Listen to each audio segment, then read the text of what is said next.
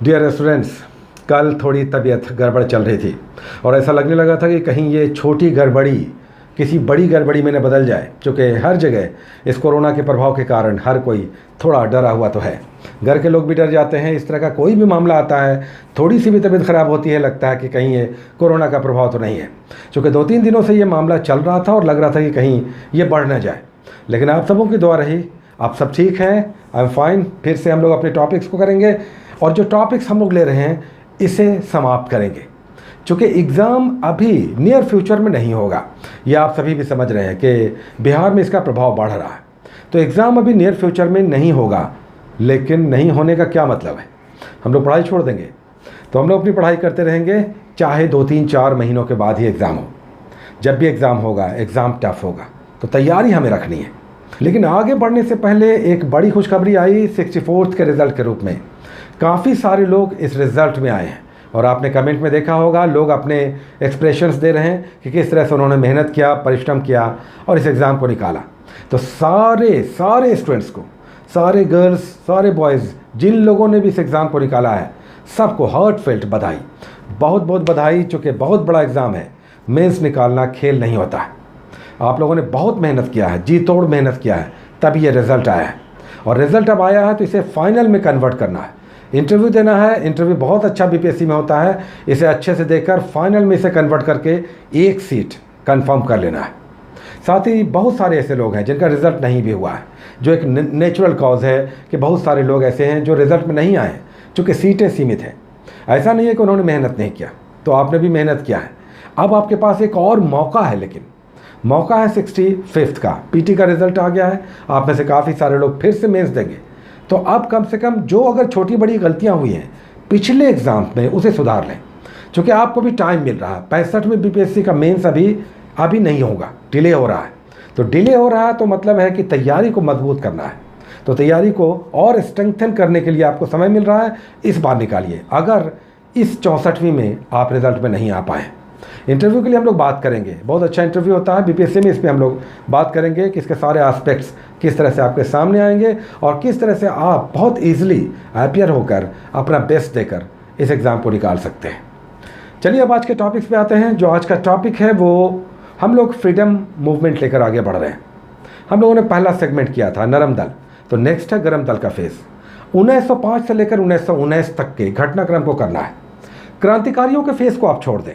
1905 से लेकर 1919 के बीच जो गरम दल का फेज़ हुआ, महात्मा गांधी के फेज़ से पहले, तो 1905 का स्वदेशी मूवमेंट, 1907 का कांग्रेस का स्प्लिट, मुस्लिम लीग है 1906 में, फिर 1909 में मॉर्ले मिंटो आ जाता है, 1911 का दिल्ली दरबार है, 1914 में वर्ल्ड वार है, 1916 में home rule movement. Home rule league को आप अच्छे से करें, तिलक का और एनी बेसेंट दोनों का होम रूल मूवमेंट बहुत अच्छे से आप करें। जालियांवाला बाग मैसेकर से पहले तक का आपको करना है, यानी महात्मा गांधी का फेज़ आने से पहले गरम दल का फेज़। इसमें क्रांतिकारियों का फेज़ नहीं करना है। आज हम लोग कुछ बदलाव भी कर रहे हैं। एक बदलाव ये है कि ज्योग्राफी आज से इंक्लूड हो रहा है। तो आज पहला टॉपिक हम लोग ले रहे हैं वर्ल्ड ज्योग्राफी में ब्रह्मांड, यूनिवर्स। कैसे एक्सप्लोजन हुआ, एक महाविस्फोट, और उस महाविस्फोट से पूरा ब्रह्मांड, पूरी सृष्टि बनी, इसे समझना है। और इसमें तारों का बनना भी समझना है, आकाशगंगाओं का निर्माण, किस प्रकार के गैसेज इसमें होते हैं और किस तरह से सब अपने गुरुत्वाकर्षण से आकाशगंगाओं का निर्माण करते हैं। उसके बाद ब्लैक होल कैसे बनता है, साथ ही न्यूट्रॉन तारा क्या है, ये सब आप समझेंगे यहाँ पर ब्रह्मांड में। और महाविस्फोट का सिद्धांत किसने दिया। बस छोटा सा टॉपिक है, अपने स्तर पर इसे आप समझने का प्रयास करें। बुक्स में ठीक ठाक दिया हुआ है जो आपको बुक्स बताया गया है।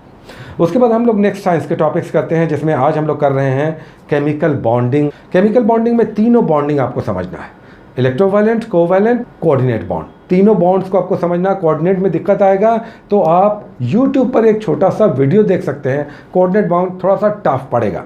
अब इसमें किस प्रकार इलेक्ट्रॉन का ट्रांसफ़र होता है, शेयरिंग होता है, और फिर शेयरिंग और ट्रांसफ़र दोनों होता है। एग्जाम्पल्स के साथ आपको केमिकल बॉन्डिंग करना है। उसके बाद बायोलॉजी का एक टॉपिक हम लोग करते हैं। आज बायोलॉजी का टॉपिक है प्लांट हार्मोन और प्लांट रोग, पादप रोग और पादप के हार्मोन्स।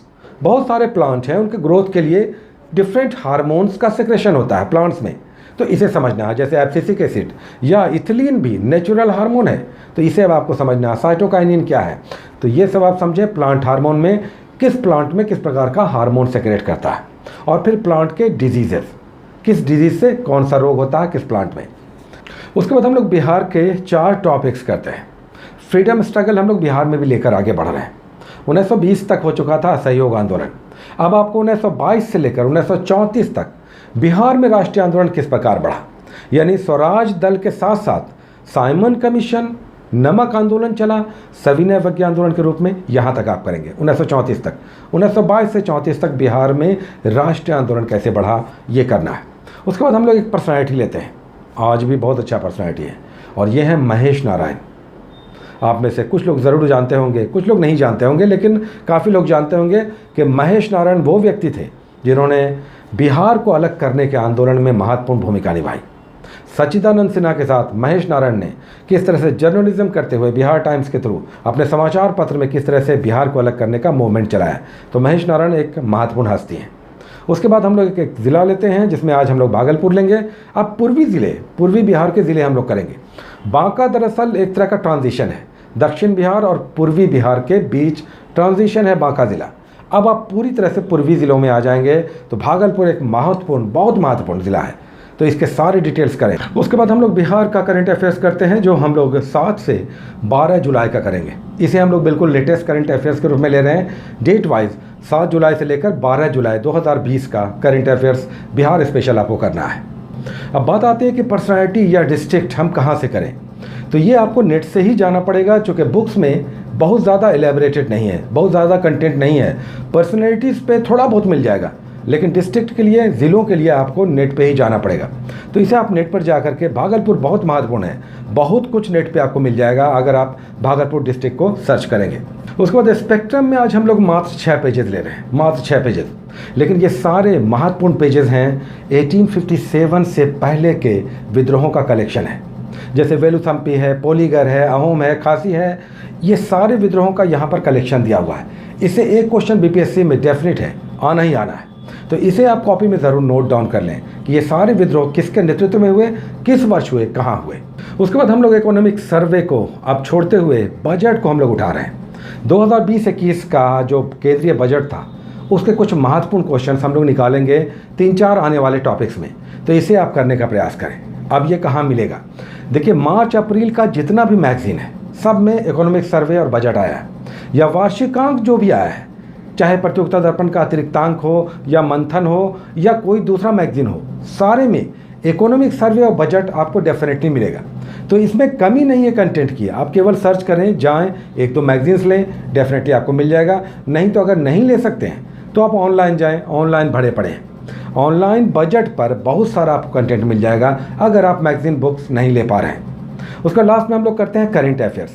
करंट अफेयर्स में आज हम लोग फरवरी को 7 से 12 के बीच डेट वाइज करेंगे, चूँकि हम लोग स्टार्ट से करंट अफेयर्स कर रहे हैं, जनवरी समाप्त हो चुका है, फरवरी हम लोग 6-6 दिन का ले रहे हैं, तो हम लोग 7 से 12 फरवरी करंट अफेयर्स करेंगे। नेशनल इंटरनेशनल बिहार का हम लोग अलग कर रहे हैं, वो हम लोग बिल्कुल करंट जुलाई लेकर चल रहे हैं, लेकिन यहाँ पर आपको करना है current affairs, national current affairs 7 से लेकर 12 फरवरी 2020 का करंट अफेयर्स। उसके बाद लास्ट में बारी आती है मेंस के क्वेश्चन की, जो आज बहुत ही अच्छा क्वेश्चन आपको साइंस एंड टेक्नोलॉजी से रिलेटेड है। इस क्वेश्चन को आपको लिखने का प्रयास करना है, और ये है 5G टेक्नोलॉजी। ये क्वेश्चन है कि 5G तकनीक क्या है, इसकी उपयोगिता बताते हुए इसे लागू करने में आ रही चुनौतियों की चर्चा कीजिए। तो 5G तकनीक पर एक तो इसकी उपयोगिता और फिर इसकी चुनौतियां क्या हैं इसे लागू करने में, ये 3 पार्ट में क्वेश्चन है। इसी को आपको विस्तार देना है 2 पेजेस में, 4 फेसेस 2 पेजेस में, 350 वर्ड्स होने चाहिए। टाइम आपको 22 मिनट मिलेगा। 21 से 22 मिनट में 38 मार्क्स का या 36 मार्क्स का ये होगा, इसे आपको कंप्लीट करना होगा। तो इसी तरह का आपको नोट्स तैयार करना है, इस पर आगे हम लोग बात करेंगे। तो ये थे आज के टॉपिक्स जो आपको 4 दिनों के लिए मिल रहे हैं, हालांकि इधर थोड़ा बहुत डिले भी हो रहा है। Take care.